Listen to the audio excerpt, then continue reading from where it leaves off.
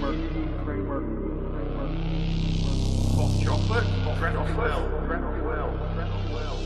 Azure, Cosmos,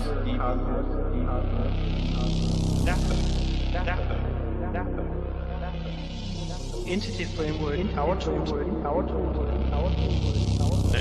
Suite.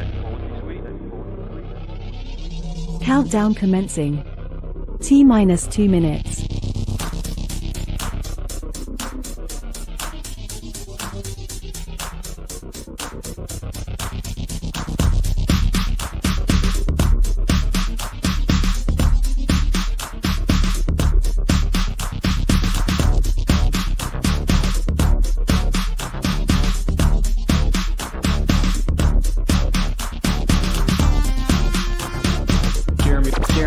Jeremy Lickness.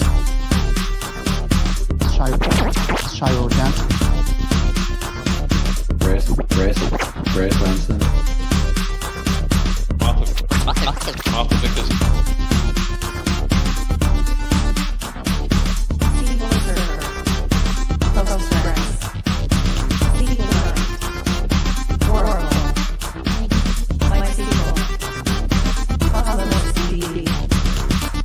.NET data.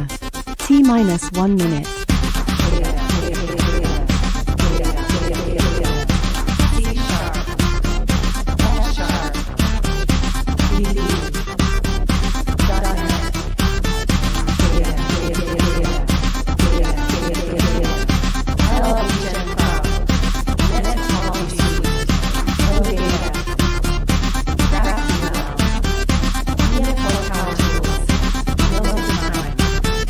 Thirty seconds.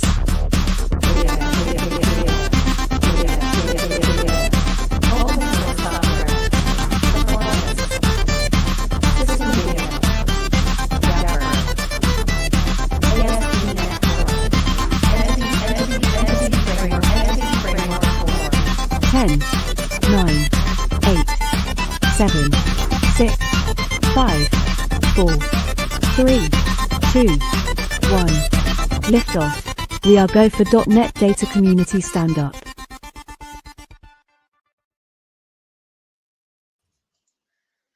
Good. We are live. Hi, Shay. How are you doing? How you are dealing with the heat? Yeah, it's not great over here in Berlin, Germany. It's actually quite hot, and I just looked and saw that it's going to be like 42 degrees on Sunday, which is awful. Isn't it fun that it's 42? Isn't it the magic number? I didn't even make the connection, but this is a bad 42. It's not like a cool 42, I think. Okay. Good. So before we jump into the topic that you are going to tell us today, and I will be again playing the dumb, and you will be playing the smart, or the other way around, I don't know. Let's talk about the preview 5 that's now available. We are pretty close to preview 6 with efcore 11, but until I think next week or something like that, you can use the preview 5. So what's new in preview 5? The first one is obviously we are getting closer and closer to the release. It does not look like it. But remember, we only have 7 previews, and then it's RC1 and RC2. So that basically means that we are really, really close to the final shape. Obviously, there's still a couple of previews left, but getting closer and closer. So if you are waiting for testing some new features and stuff like that, now it's good time to do the proper testing, because after preview 7, the changes are way more difficult to do, especially with the API surface and stuff like that. So what about preview 5? The first one, probably the biggest one that I like, and I think people will like as well, is that the .NET EF now supports file-based apps. So if you are using file-based apps and you want to use the .NET EF, you can do it. It's supported. Together with that, it's the support for configuration file support in .NET EF. So if you have .NET-ef.json in .config folder, the .NET EF now loads it, so you can have some like values, repeated commands, whatever you need there with some like default overrides and stuff like that. Small analyzer. Now, if you have synchronous queries or synchronous calls to stuff like to async enumerable, to async enumerable and stuff like that, you will get a warning because synchronous queries are usually not a great idea. Also, a small breaking change, or not a breaking change, some small change. The SQL Server 2022 is now the default compatibility. So if you are running with older versions of SQL Server, you need to set the compatibility level to whatever your compatibility level is. Some changes in the translation that now provides slightly cleaner translation, slightly cleaner SQL and stuff like that. And some small breaking changes, especially around obsolete APIs. So if you are using some obsolete APIs from like .NET 9 or efcore 9 and efcore 10, there is a chance that this was removed. So definitely give it a try and switch to new APIs, or check the warnings that you have already about the obsolescence and switch to new APIs. That's it from the preview 5. As I said, preview 6 is going to be released pretty soon. We this year are on the schedule that basically like 1 week before the next preview, we are having the stream. So some of you may be already using the previews that we are talking about. But anyway, preview 6, preview 7, and then we are on the home stretch. With that, hi Shay, tell us about the topic that you will be talking about today. Sure, my pleasure. So I'm going to be talking about temporal table support, or temporality in databases, specifically in SQL Server and Postgres. So it's going to be a sort of a comparative thing. This is something that I ran into a few months ago, and I got excited about it. And the reason is, so SQL Server has had what it calls temporal tables for years now. It's not a new feature at all, and EF has supported it also for many years. So that thing is well known and so on, though I will introduce it and explain what it is like. But Postgres 18, which just came out very recently, also came out with something called let's call it temporality, or temporal data extensions and so on. And that one is completely new. So Postgres 18 is the latest the latest version. And this is a new feature in it. And I kind of jumped on it. I'm the Postgres guy, of course, so I kind of jumped on it immediately to see what can be done. And what we really like to do in EF as well is to see if there's any opportunity for doing things at a global level for all databases, right? So the holy grail here, like what also users have been asking for various years, is have an EF level feature which does temporal data or whatever on all databases, right? Like on SQL Server and on Postgres and so on. People like saw the SQL Server feature and they like it, and they say, why can't I have it on Postgres? And the answer is, well, it depends on database support, right? Like at the end of the day, we can't do a thing if your database doesn't support it. And there wasn't in Postgres itself, there wasn't any form of specific temporal table support. There was an extension. We'll talk about this later, like an unofficial thing that somebody developed, but there was nothing inside Postgres itself, which was like the SQL Server thing. I had to explain it to several people who were kind of wanted to have this as well.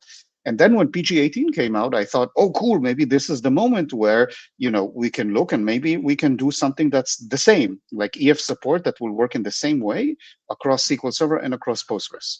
And I'm going to leave you in suspense until the end of this the end of this thing as to whether that's possible or makes sense, right? Because it still doesn't mean the fact that Postgres has some temporal stuff doesn't yet mean that it's compatible with the SQL Server. Maybe it's completely different. So I'm talking too much. I want us to kind of start actually talking about what it means, temporal tables and all that. I'm going to assume that the people listening have no idea what I'm talking about. So I'm going to start slowly and easily by explaining what the SQL Server feature looks like. Then we're going to look at the new Postgres 18 feature. And then we're going to start, at the end, we're going to, compare them and so on. And I'm very happy if anybody, wants to ask questions, or of course, Iji, as usual, you will interrupt me with any questions. Smart or dumb, doesn't matter. It's all good fun for having the conversation and so on. So okay, at this point, I have a first question. Go. Temporal tables. Is it something with like TempDB in SQL Server? I don't think so. Okay. I don't think that has anything to do. I think TempDB is about temporary, not temporal. Although it's interesting because both of them come from the same Latin root, tempus, temporis, which means time. But the derivations here are very different. Nice. Right? So you should first probably tell us what the difference between those two words is. So we can start on a proper ground, No Basics. problem. Do Sure. you I want mean, the I slide? think, yeah. Let's go to my shared screen now, and that will allow me to start explaining. I think the difference between temporal and temporary is I think most people maybe already know it, and if not, they will know it by the end of this talk. And if not, please ping me about it, and I'll say a few words at the end. So SQL Server, let's forget about Postgres for a second and just talk about what SQL Server gives us in terms of what does it mean to be temporal tables. I'm not going to cover the entire feature, but I'm going to give you a good idea of what it means and when it's useful and so on. So SQL Server has a thing where when you create a table, as you can see here, you have this option of saying with system versioning on, history table. You see all these weird things here in the DDL, in the data definition language, right? So you see that this is already a weird table. It's not like just a normal create table. There's some extension here to the syntax. And what you can see here is that we have two columns, valid from, valid to, which are datetime to. Datetime to is basically just a timestamp in SQL Server. There's nothing special about these types. You already know and use them if you use SQL Server. But you can see this weird thing, which is special. Once again, there's a lot of special syntax here. You can't really use this syntax anywhere else in SQL Server except for temporal tables and maybe some other very special scenarios. But this is not some generic syntax. It says that these two columns are very special and they're always generated. That means that you can't insert, when you're inserting a row, you can't say valid from is this and valid to is that because it's always generated. It's auto-generated basically. Okay, a bit like default values in databases, but here you really cannot override it and provide your own value. And then there's something called period for system time that references these two columns. What does all this basically do or mean, right?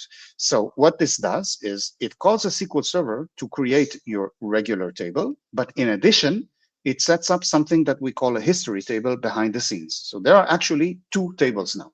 There's a pair. And each table that here we just created employees, maybe you'll create something else like salaries or whatever.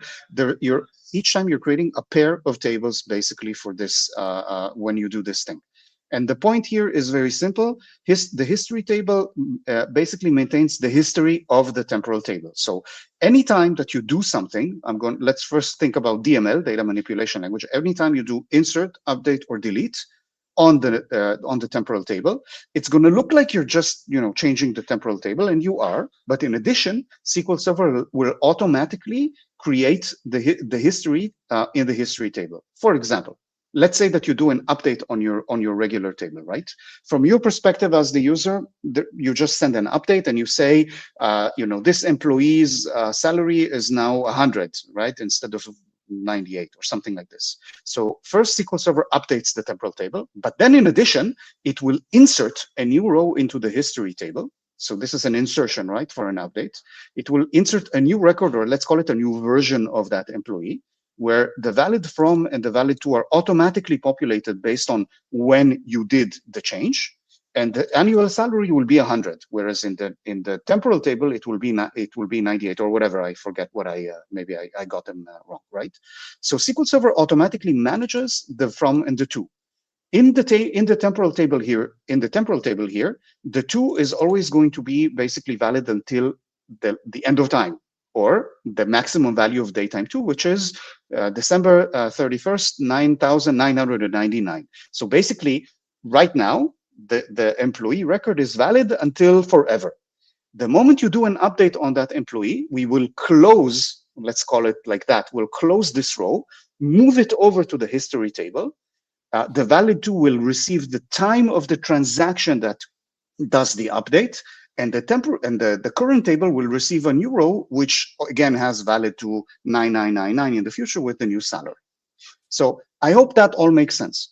If we do, let's do this exercise also. We talked about update, right? Let's do it for delete, just conceptually, just for fun. So if I delete a row from the temporal table, we basically pick it up, we close it, so we set the valid to the current transaction time, and then we move it over to the history table.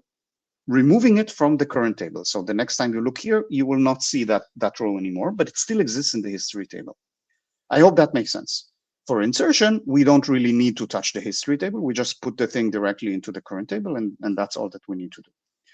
Does that all kind of make sense up to now, Jiri? Do you think? Like, it's fairly straightforward? Yes. I think so, right? I have a question.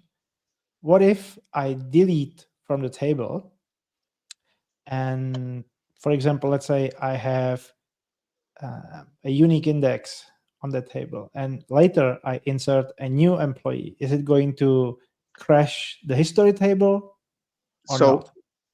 Not at all. So all your constraints and foreign keys and all that stuff are on the current table. Here, I hope I'm not a super specialist here, but so I hope I'm saying things that are accurate. I might be not completely accurate, but the constraints and the foreign keys and everything that maintains referentiality is on your current table, but it is not there in the history table. That means, for example, that's actually quite important. I'm glad you brought it up. In the employee table, you see we have a primary key, right? Makes sense, of course, right? That means that we can't have two employees with the same ID. That's the whole point of a primary key. But obviously, in the history table, we can have two rows which have the same employee ID because they have different validity, right? That's the whole point of the history table, is to maintain all the history of our employee, of the software engineer. So it means we actually do have multiple rows with the same employee ID. And if you look at the documentation here, you will see that there's actually no primary key on the history table. It's a table with no primary key. And it's also most like 100% without unique constraints. So it's not like we take the constraints from the current table and we also define them on the history table. The history table is basically like the whatever, call it like the garbage can of history, right? It just maintains rows from the past of the database. It doesn't maintain referential integrity or uniqueness or anything of that sort. So excellent question. Everything, all the referentiality remains on the current table only, and there it functions exactly like a normal table. So we can, the beautiful thing about this feature is that from the moment we created the table here, we can actually forget that it's temporal. We don't need to think about it as developers anymore. We interact with the table as normal. We do inserts and updates and deletes. We haven't even talked about queries yet, and we can be blissfully unaware the developer doesn't know anything. They don't even know that there's a history table there, and the history table just is behind the scenes kind of accumulating the history, and it doesn't interfere with you in any way. So that's kind of cool, right? So any more questions, do you think? No. Okay, so then why do we do this? Like, what's the point of this thing if it's just there in the background? Obviously, so one thing that it's very useful for is stuff like audit trails, right? Maybe later we want to be able to come back and see how the employee history changed. The one problem with with databases is that the moment you do a DML, you update or delete or whatever, the data is completely lost forever, right? Which could be very, very bad. You want an audit trail, or you want to be able to go back to the past and see what happened, right?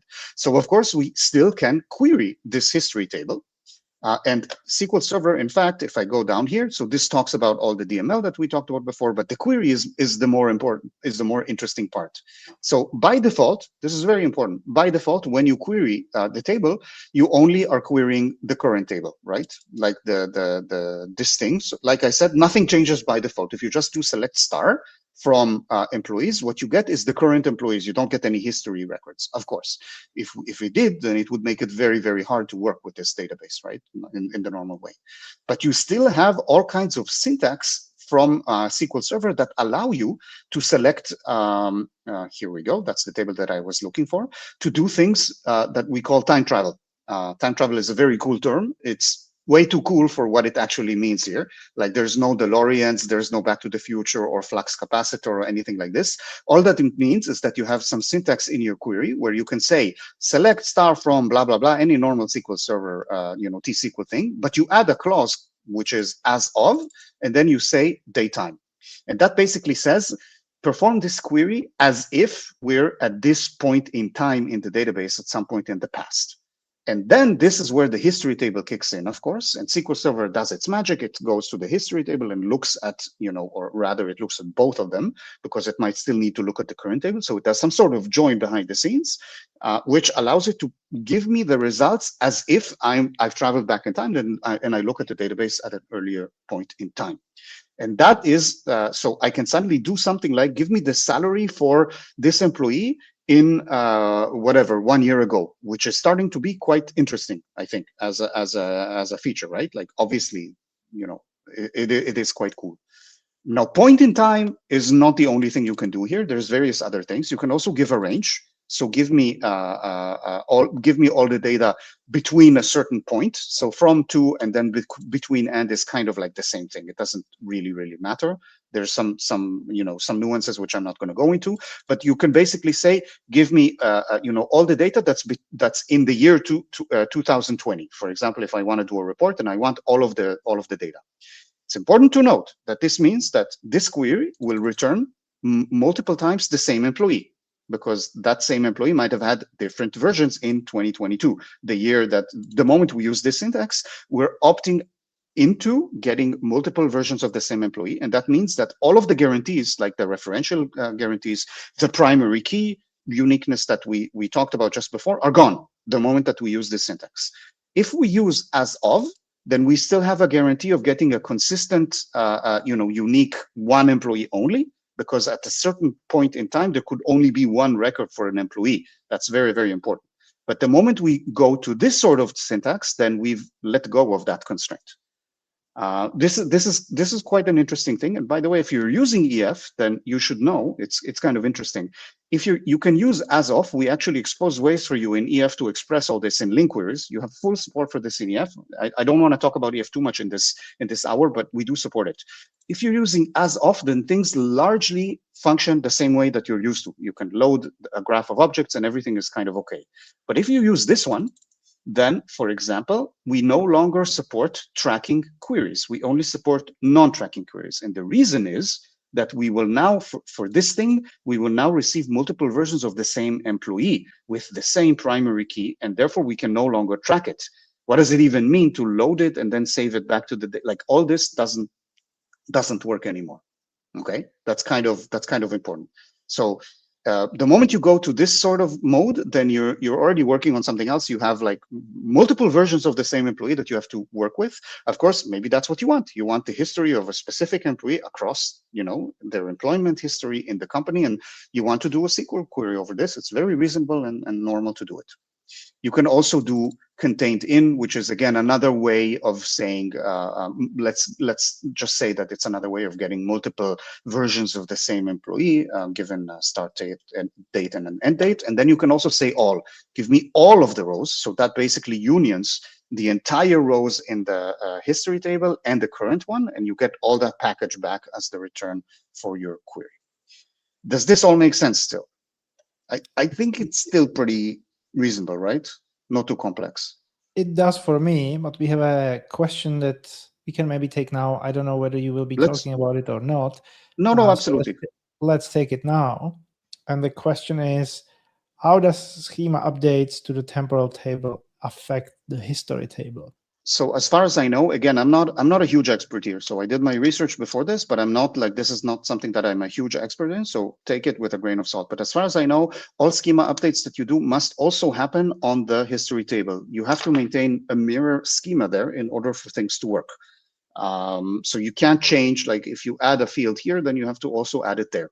That's basically the idea. And you have the same problem if you're adding a field, then if it's required, if you are adding a column, then what happens with the existing rows? That's a problem that's completely orthogonal to temporal tables, right? Even in a normal table, if you're adding a required column, then you have to deal with what happens with the existing rows and so on. All that is already there. I'm not terribly familiar with the mechanics of how this happens specifically with temporal, but my logic, my mental model of this is saying this, that basically the exact same structure has to be there and you have to deal with these problems.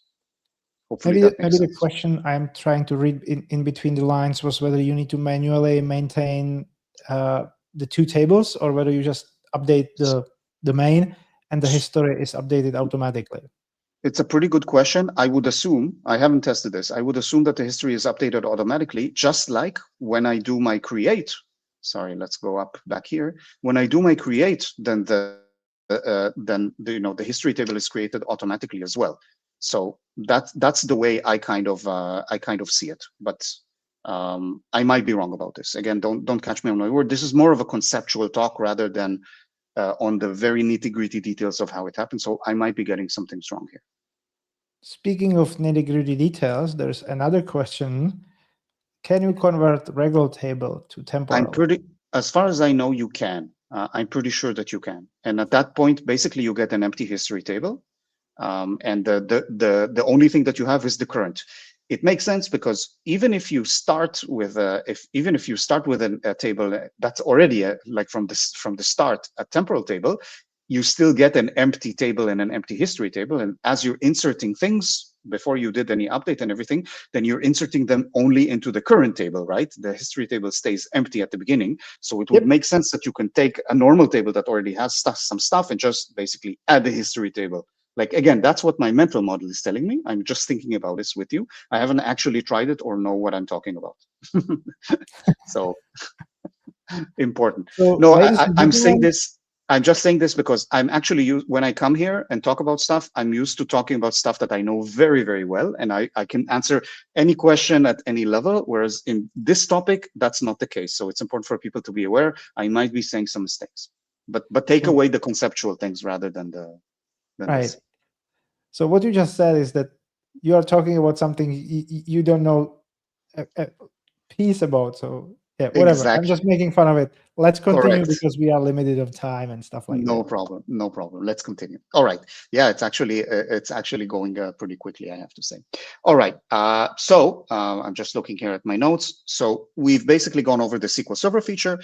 There's all kinds of additional things. For example, you can manage retention. You can say that the history table automatically gets pruned, like things, rows that are old, automatically get deleted. Otherwise, it will grow forever, which is going to be a problem at some point. So there's all kinds of features around this, and in general, it's a really nice feature what SQL Server has done here for auditing, going back in time to the state that your database was in before. This is basically the idea here. And with this, I think it's time to move to the Postgres feature, all right, which is actually not the same.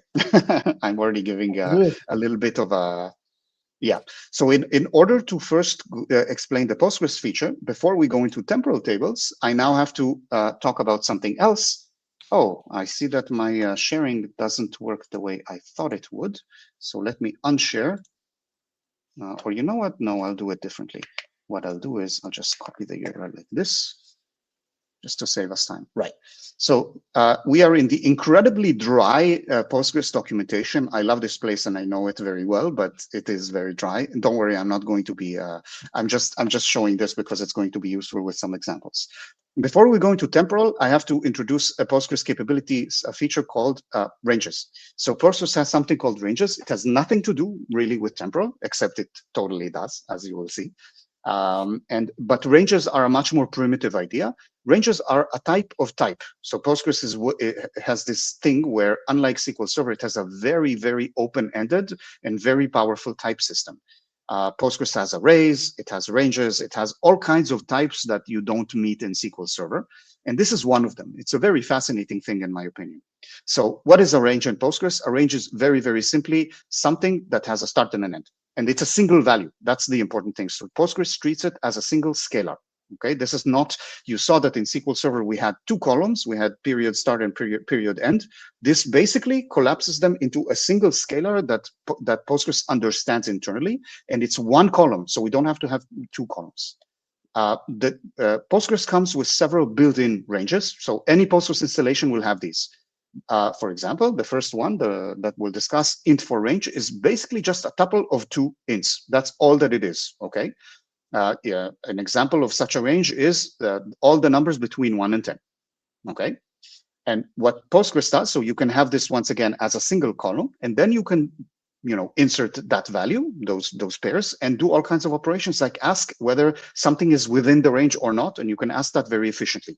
So the really cool thing here is that Postgres has a whole indexing system that allows you to very efficiently get all the rows where some range column contains some value, for example, okay? So this is already a pretty complicated type of index. Usually indexes are just about equality. So you check if some column is equal to some value that you give it. That's the basic index. Here we have something a bit different. We have an index that allows you to efficiently check for rows that have some value inside some range, which is already a completely different thing. Try to think about how an index like that even works. Like it's quite an advanced idea. But of course, we're not going to go into this. So the built-in types that Postgres comes with, you've got int 4, you've got int 8, so a big int in SQL. You've got decimal or numeric, which is another kind of range. These are the three numeric sort of, like integer numeric sort of ranges. And then you have three date-time kind of ranges: TS range, TS-TZ range, and date range. So date range is the easy one. It's just a range of days. So you can say, for example, between the 1st of January 2020 and the 5th of January 2020, that's the value. That's my date range. You can basically do that. That's just for dates. And TS-TZ range is for timestamps, which are in UTC, basically. And TS range is for timestamps which are not in UTC. That's how this works in Postgres. There's this sort of differentiation. Postgres even has something called multi-range, which goes a step further. It's a relatively new feature where you can have a collection of ranges. So you have multiple ranges, and altogether they're called a multi-range. And once again, you can efficiently ask whether something is in any of those ranges. Like, this is really mind blown, but we're not going to talk about it. It's not relevant for our talk. What does this actually look like in terms of, I just want to show, the SQL for this, assuming a lot of people here are from SQL Server, so this is going to look completely alien. I'm creating a reservation table, and it has a column called during, once again, with the type TS range. So instead of int or text or date, we now have a TS range here, right? A range of timestamps.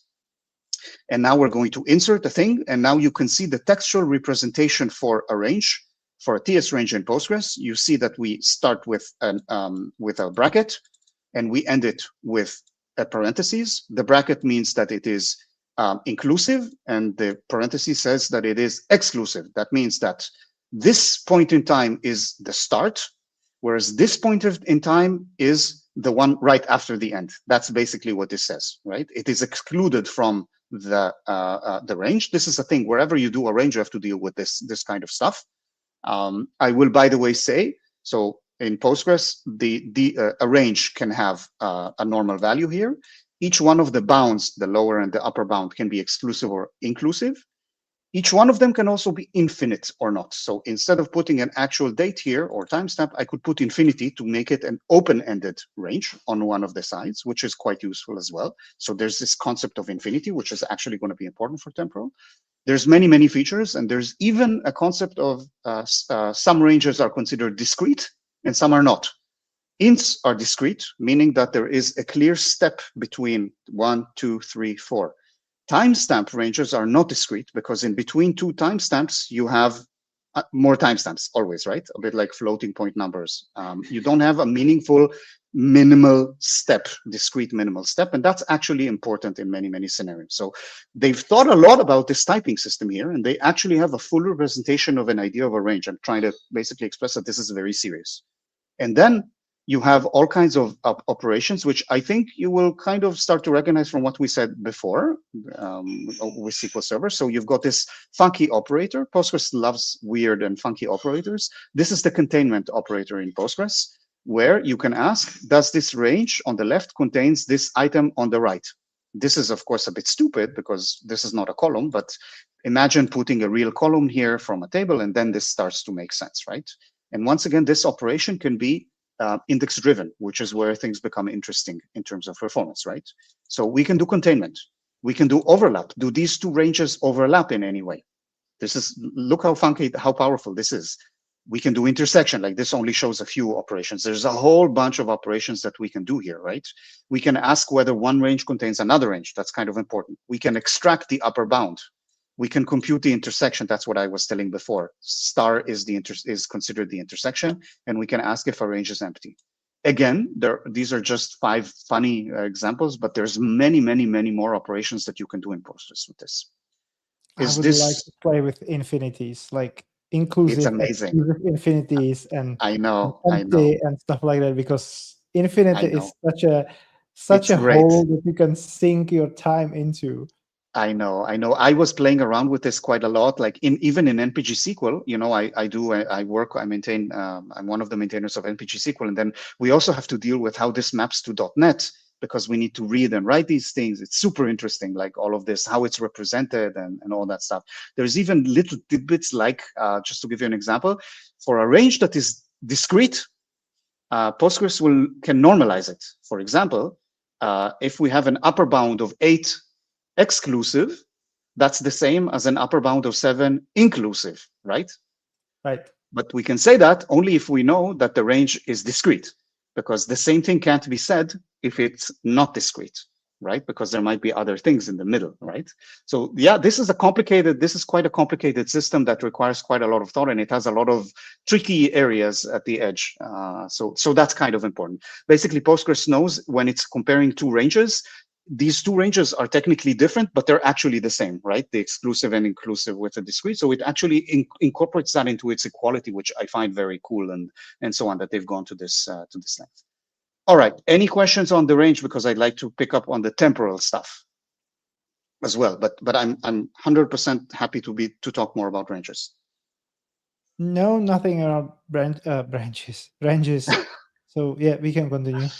We can continue. So let me continue now. So the nice thing about what Postgres did with temporal tables, with the new feature in PG18, is that they said we already have primitives for the range for the timestamp range, basically, right? So yeah.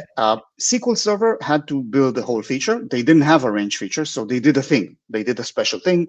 There are 2 columns there, and there's some special syntax and all kinds of stuff there. Whereas Postgres is general. I'm going to say this. I love Postgres because it's a very basic principle sort of database. They do things by first thinking about the primitives and the basic principles, and they build the features up. Whereas sometimes with SQL Server, we'll see that there is a feature and it's built as a feature. It's not necessarily built on top of existing primitives that can be used in other ways. And this is kind of what you're going to see here as well. So let's load now. This is a nice blog post that I've chosen to use to kind of discuss, go through the Postgres 18 new feature, because it has some nice examples and so on. So how does this basically look like in Postgres 18? First of all, you see that it assumes that we need to know about ranges, and it shows you how ranges kind of work, and it already shows you how the overlap works. Now, we just saw this, right? Like it is basically telling us we're not yet into the new feature. We're just kind of doing the introduction. We've got one date range, we've got another date range, and we can ask whether these overlap or not. And that's obviously very important when we're talking about this. So let's take a look at what the Postgres definition actually looks like. So Postgres also has some new syntax. It's just not as much as SQL Server. It's a bit different. So first of all, what you see here, we create a table, and we have a column here called valid period of type TSTZ range. TSTZ range, again, is timestamp with time zone range. In other words, a UTC timestamp. This is basically a complicated name, historical name for saying UTC timestamp. And then we say there's a default value to this, and the default value is going to be a range between now and infinity.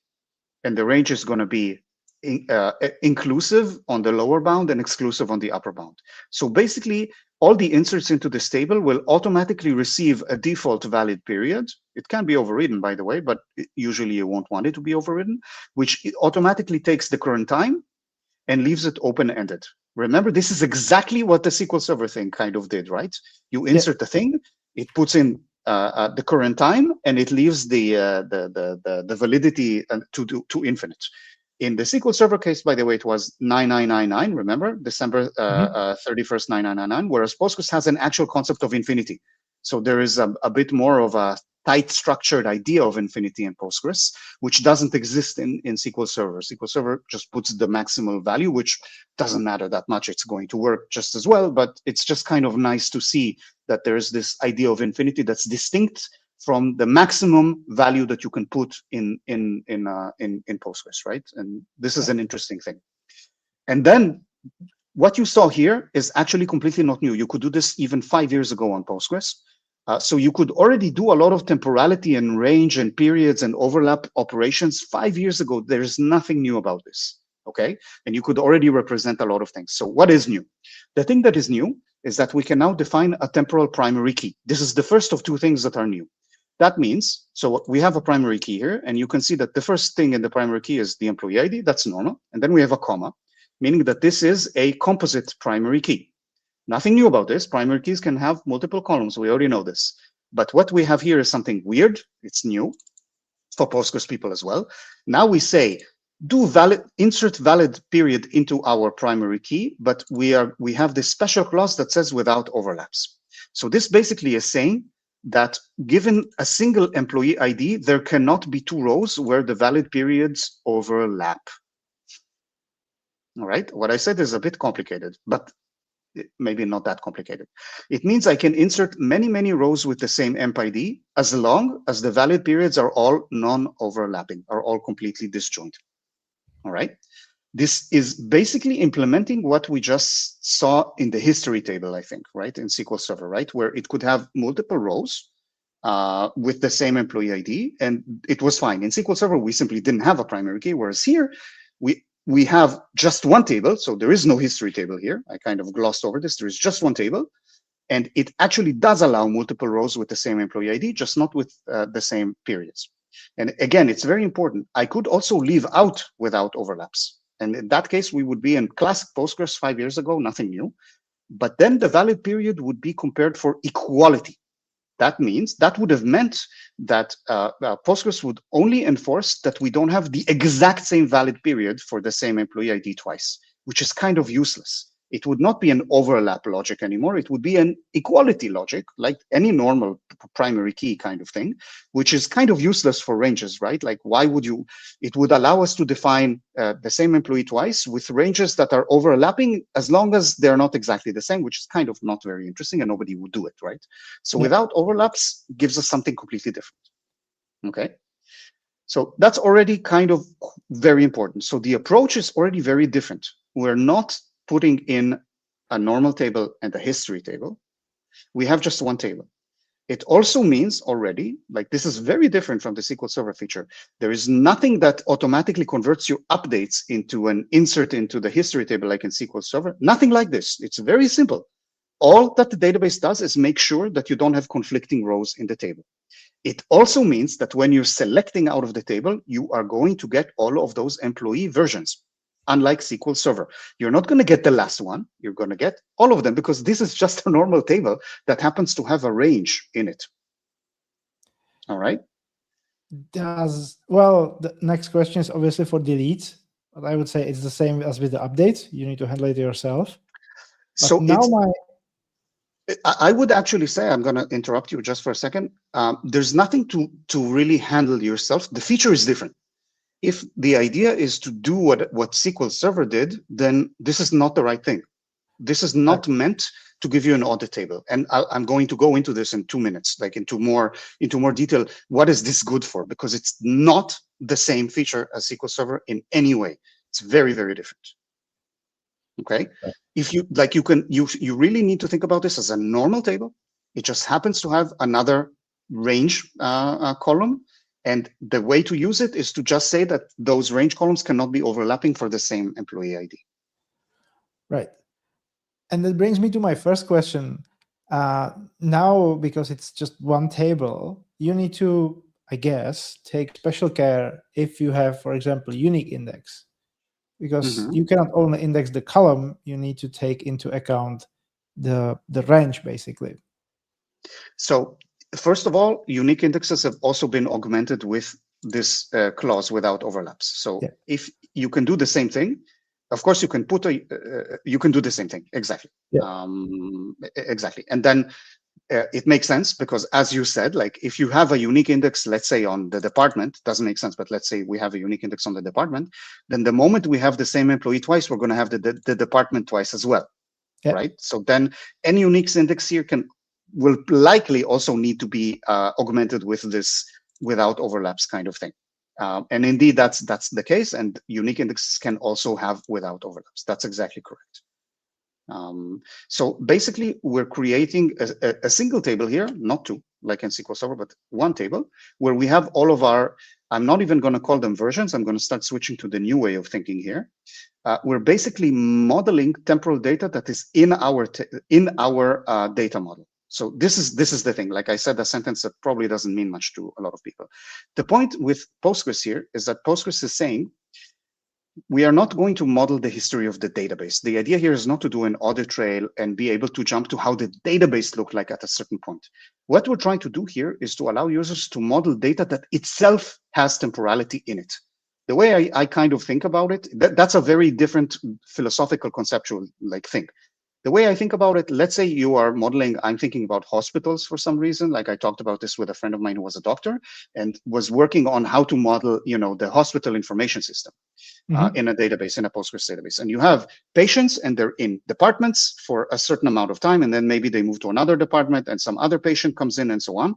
You need to actually be able to model in your database store which patient was where at what point, right? This is not the SQL Server thing. This is very, very different. Your actual data has, periods in it. If you, like your input data has periods in it, whereas in the SQL Server situation, it's not at all the case. Nobody comes with data that has periods in it. Instead, the periods simply represent what the database looked like at a certain point based on your deletes and updates. So that's a very, very different kind of usage. Yeah. I kind of want to pause on this because it's a really major philosophical difference between these two features, and it makes them completely non-overlapping. One is not better than the other, by the way. It's very important for me to say, if what you want is an audit trail, then it's really hard to accomplish it with this feature, with PG18. So PG18 is actually quite bad for doing the audit trail, which is a very, very reasonable thing. On the other hand, if what you want is to actually model referentially correct data that has temporality in it, then that's what PG allows you to do. Okay. I hope maybe it's a good time to pause. I don't know if there's questions about the more philosophical kind of stuff, or anyway, maybe just take questions on this. I'm not sure there's like a philosophical questions, but there's a question. Why on earth do we need specific handling of time dimension? Imagine we have a budget table like department time period to budget. So I mean, that depends on what your business requirements are, right? At the end of the day, maybe your business requirements are to have an audit trail, like to know what the budget was at every point in the past of a given department. That's the SQL Server sort of scenario, where you basically want to continue working with your database, but be able to go back and see what the history of the updates was. That's like one thing. In the in the Postgres world, I'm not so sure about budget specifically. Maybe that's not a great, like a budget table is maybe not a good example. But like what I said about modeling patient beds, patients in the hospital, modeling employees in your company, and being able to really model the from and the to, where of each employee itself, not of when the database was changed and what happened when the when updates occurred inside the database, but actual business data that's coming in. That's what the PG18 feature is about. And by the way, I will show one more thing here on the PG18 side, which will drive this even further. But I still want to, maybe I should continue, or what do you think, Jiri? Yeah? Yeah, so go for it. Maybe this will drive the point even better, because I'm 100% sure there's a lot of confused people right now watching me, and that's okay. I had the same confused face, by the way. I had like this confused face when I was kind of reading about this. I came to this expecting the SQL Server feature, and I found something completely different, and I didn't really understand what the point was until something clicked in my head. So I'm going to try to do the same thing for you. You don't only have this without overlaps on the primary key. There's an addition, or primary key and unique constraints.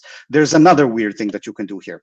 You can also, sorry, I'll really quickly just show you basically how to query this thing. Like it's the same stuff that we already saw before. So find out who worked in engineering on a specific date. You can just do this, right? So basically give me the engineers where the department is engineering, and the valid period contains this date. Right, so that's all the engineers that were employed in that department in a given date. I'm just showing you a little bit of syntax, but you've actually already seen this before, like when we discussed ranges. So now I want to show you the other thing, which is the idea of temporal foreign keys, which is a bit of a, it's a bit of a mind twister. So we talked about adding the non-overlapping clause to primary keys and also unique constraints, but let's concentrate on primary keys. Now, primary keys are also there so that we can reference them via foreign keys, right? You have your principal with a primary key and you have a dependent with foreign keys. And what Postgres allows you to do now, when you define your foreign key, is to say, we've got a foreign key here, employee ID, and we have a period, the assignment period, that references another table where, again, the employee ID has to be the same as the employee ID. That's the traditional equality-based primary key. But here we have something different. Here we say that the assignment period must be contained within the valid period. And we've been talking about containment, and finally you see this working behind the scenes. We're basically saying that in order for an employee to be assigned to a project, they have to be employed at the same time of their assignment. That's basically what this constraint does. So we're declaratively, like this is SQL, so we're declaratively expressing a constraint, a referential integrity constraint that says that employees must be employed in the company for the periods in which they are assigned to a project, which makes a lot of sense, right? You can't be assigned to a project in the company if you're not even an employee in that company, right? That's just an example. That makes sense, right? And Postgres allows you to actually set that up as a referential integrity thing. It's kind of a mind-blowing thing if you think about it, right? The primary key no longer does equality, it does containment, which is a very, very different kind of thing. And this maybe drives home the idea behind this Postgres thing. You're modeling temporal data that even might have references between the tables based on the periods and when what happened, right? The whole domain that you're modeling in your tables is itself temporal. Whereas in SQL Server, the domain that you're modeling is not temporal at all. There is no temporality in the domain. There is only temporality in the audit trail that SQL Server automatically establishes of your updates and deletes and inserts. That's basically the point here. I think that's kind of like the main thrust of what I was trying to get at with this talk. I have to tell you, like, I remember I really looked into this a few months ago. I also implemented the Postgres provider support for this. And I kind of had this in my head. This morning, when I sat down and started to prepare this talk, I had to kind of relearn it again because this is actually kind of complicated. Like, when are you going to use when is the Postgres model good? When is the SQL Server model good? What is the exact conceptual difference between them? I had to really rethink about this process and kind of reconstruct the reasoning, which is my way of telling you this is actually not trivial at all, this stuff. It's actually quite complicated.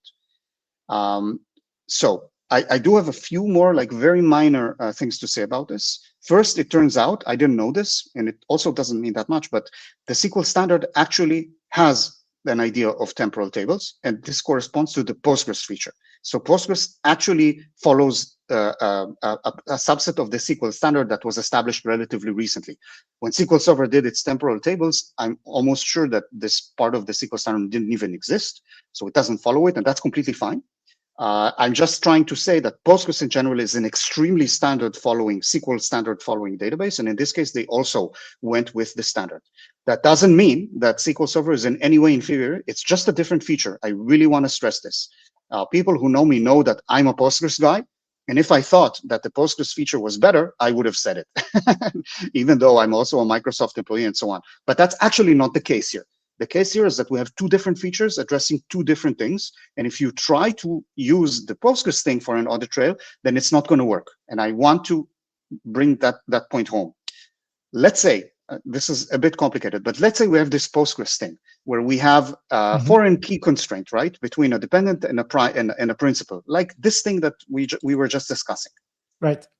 Now, let's say I insert a new record into the employee table. Okay. For this employee with this ID. Let's say I do it for whatever reason. Yeah. Now, all of the dependent records in this project assignment table are still referencing the previous one. It's very, very important. The foreign keys are still pointing to the old one. They're not pointing to the new row. This is very different from SQL Server. In SQL Server, if I insert a new thing, then the old thing is now gone. It went to the history table, and all of the references in my database are pointing to the new thing automatically, because the periods are not part of the primary key and they're not part of the foreign key. SQL Server is completely oblivious to the periods when it looks at the current data. All it sees is a very simple primary key that has the employee ID, whereas in Postgres, the primary key and the foreign key actually contain, it's part of the identity of that row. which means that if I now insert a new employee, then all the old one, all the dependents point to the old one. And if I want to actually, if I want to create again this SQL Server situation, then I need to go to all of the dependents and insert a new record there as well, just so that it can point to the new record, which is completely insane. We have to go through the entire graph or whatever. Yeah. That doesn't make any sense. You should not do this. Like, that's not the way to do it.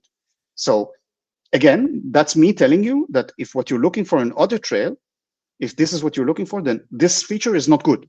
It's really, really not the right thing for it.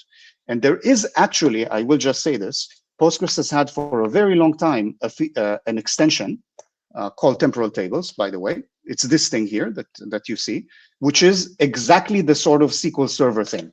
So this is a Postgres extension. Maybe, I mean, this is not very well known. I researched it and I saw it.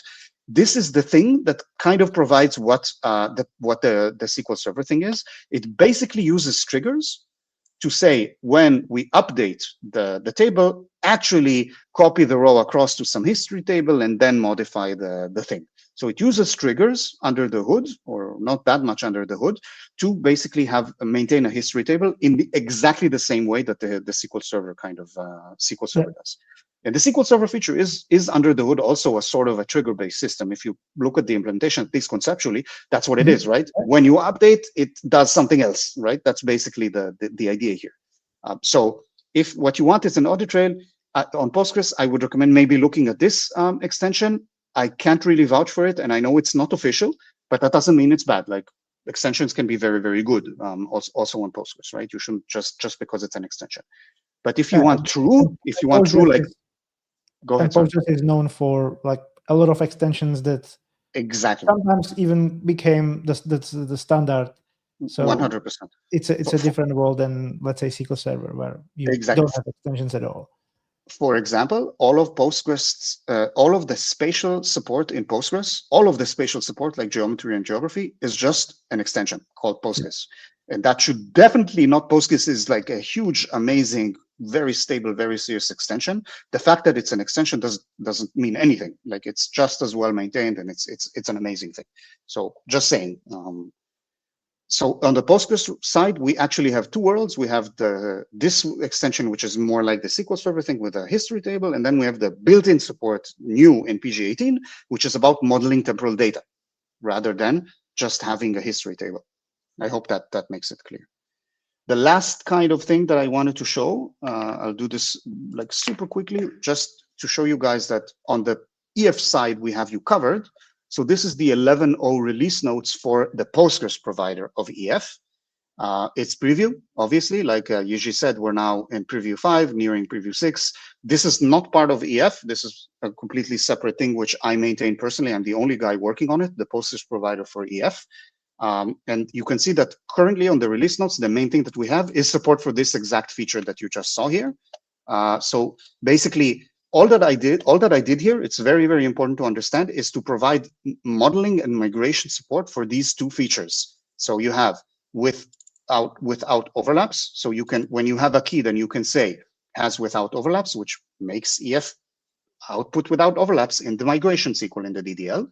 And the exact same thing you can do with period for temporal tables. So you can say like this. So that's basically a way for you to tell me to add those little things to the DDL that EF produces. Nothing more. It's not a feature that automatically will do a history table for you, because that's not what the PG18 feature is, and that's what we're doing here. Okay, I hope that makes sense to everybody. I think that's all I had. I have kind of a side question. Because, well, you maintain the PG provider, I maintain the provider for Firebird, and I see the custom data type and PostgreSQL range of date time in there. And I'm wondering, because I did similar thing, not with the ranges, but with some numerical data types, whether this data type supports like local operations. Like, can you compare two PostgreSQL ranges? That's such a good question. That's such a good and old question as well. Like we've been struggling with this for so long. And when I originally joined, like this is now, I think, more than 10 years at this point. When I originally kind of took over NPGSQL, let's say, then we had a lot of these custom types, and they indeed did contain a lot of logic for doing client-side things. And I personally believe that's mostly wrong. Like it's all case by case. I don't think we should be like completely ideological about this. But in general, the idea, for example, NPGSQL range does not allow you to do contains or things like this, because doing that in a way that's faithful to the Postgres implementation is extremely complicated. Like really, like when you actually start thinking about what it means to do these operations and it has to be in a way that's faithful to the server side implementation. Otherwise, why are you even doing it? Like just don't do it, right? Then you see that it's absolutely horrible. And we even had types like we had types for like datetime types that in the driver when I joined, I remember, like for a timestamp. And for oh yeah, I know, like the big discussion that keeps coming back is numeric. So Postgres has a numeric type, like arbitrary precision, and it has much more range than dotnet numeric. Dotnet numeric is 128-bit, if I'm not mistaken, and the Postgres one is really arbitrary length. It can be huge. And then we every time people ask us to create a type that will support it. And then I'm kind of asking, so what? Are we supposed to now maintain a full arithmetic set, multiplication, addition, division, and all of that stuff for the Postgres representation of arbitrary precision? That's like a huge task to ask of us to maintain, and it's not even clear to me what exactly the value of that would be. So I've consistently said no to this, and not everybody is happy about it. Let me tell you. In my opinion, like the ideal situation is when there's a built-in type that kind of covers most of the functionality. Of course, that's the best that we can do. And when there isn't, then what we usually try to support is something that usually, not always, that will bring back the data, but we don't try to go beyond this. And this is a good case. Like bringing back the data is exactly what NPGSQL range does. And it allows you to get the datetime, like the lower and the upper bound, which is already very, very valuable. But it will not go into the domain of actually implementing range operations, because that's insane. And do you have like a strict line, or can I at least compare two NPGSQL ranges like equals on this type? I need to look reference comparison instead of structural one. So this is all very old. It was here like from 10 years ago. This is not like a thing that I did recently. I suspect that we're not very consistent. We might support equality. And in that case, I feel like opening the source code right now and just looking, but we don't have a lot of time for this. So my guess is we probably support equality, and we just compare the upper bound and the lower bound and also the exclusive inclusive. But that would mean that, for example, we don't know we don't know about discreteness, of course, and therefore we don't know if an exclusive and inclusive range are actually the same one. So we will give you results that are kind of incorrect, or at least follow a different idea of equality from what Postgres does. And if I had my way today, I would probably be maybe a bit more minimal. I don't know what to say about equality. Maybe it's a bit too strict. Maybe it's a bit too like to not support equality. Maybe it's a bit too much. But I don't know. I would lean towards not supporting these things. And if you want to do it, it's up. You're very welcome to do it yourself as a user. You can do that very easily. The question is whether we should do it, but like for you by default. Especially now with the extension, everything you can exactly just for whatever you want. Exactly. Just add your equality operators and run with it. All right. I think no more questions? Not really. No. Okay. Yeah, I think that's it for this month's EF Data.net Community Stand-up. I messed it up with the order, but I think the audience will figure it out from the title on the YouTube video and stuff like that. I'm not sure what we have scheduled for next month. So that will be a big surprise. And yeah, see you next time. Awesome. Thanks for having me, Jiri. Thanks for hosting me. All right. Survive the heat. Yeah. Bye. Bye, everybody. Be dehydrated.